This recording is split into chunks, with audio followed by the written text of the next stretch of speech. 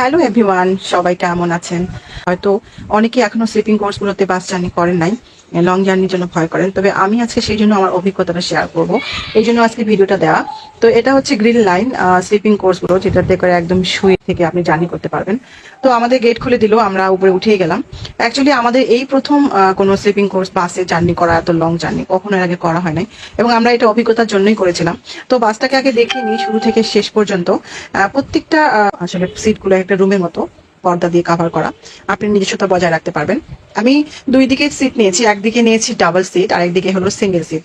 তো এখানে একদম শুয়ে যেতে পারবেন, সাথে ইচ্ছা মতো ব্ল্যাঙ্কেট নিতে পারবেন। তারপরে হচ্ছে শু সেলফ আছে, একটা টিভি ছিল, আপনি আপনার জার্নিটা টিভি দেখতে দেখতেও শেষ করে দিতে পারবেন।